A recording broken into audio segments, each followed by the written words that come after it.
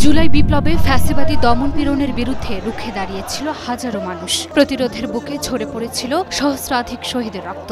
আহত হয়েছিল 22,000-এরও বেশি মানুষ। তাদের স্মরণেই গড়ে উঠেছিল জুলাই শহীদ ফাউন্ডেশন। মানবিক উদ্যোগে গঠন করা জুলাই শহীদ ফাউন্ডেশন, যে ফাউন্ডেশন শহীদ পরিবারের পাশে দাঁড়ায়, আহতদের চিকিৎসার খরচ বহন করে। কিন্তু এই মহৎ উদ্যোগেও থেমে নেই প্রতারণার কালো হাত।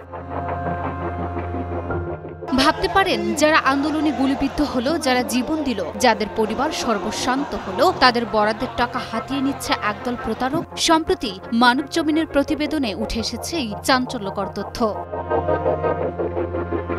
জুলাই শহীদ ফাউন্ডেশন ছিল অন্যায়ের বিরুদ্ধে লড়াই করা মানুষদের প্রতি জাতির কৃতজ্ঞতার প্রতীক। কিন্তু এখন কিছু অসাধু চক্র এটিকে ব্যক্তিগত ফায়দার জন্য ব্যবহার করছে। সম্প্রতি জুলাই ফাউন্ডেশনের ভেরিফিকেশন সেলের তদন্তে বেরিয়ে এসেছে এসব ব্যক্তি এবং চক্রের কুকীর্তি।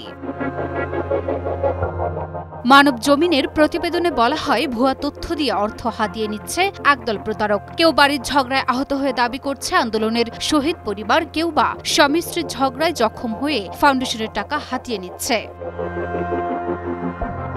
একটা পুরো নেটওয়ার্ক তৈরি করে প্রতারণা চালাচ্ছিল একটি চক্র। হাসপাতালের এক ব্যক্তি কিছু অসাধু কর্মচারী মিলে আহতদের তালিকায় নাম তোলার বিনিময়ে টাকা নিত। যেমন জুনায়েদ নামের এক ব্যক্তি আহতদের সঙ্গে যোগাযোগ করে তাদের টাকা পাইয়ে দেওয়ার নামে বিশাল অঙ্ক হাতিয়ে নিয়েছে। কিন্তু শেষ রক্ষা হয়নি, তদন্তে ধরা পড়ে যায় তাদের প্রতারণা।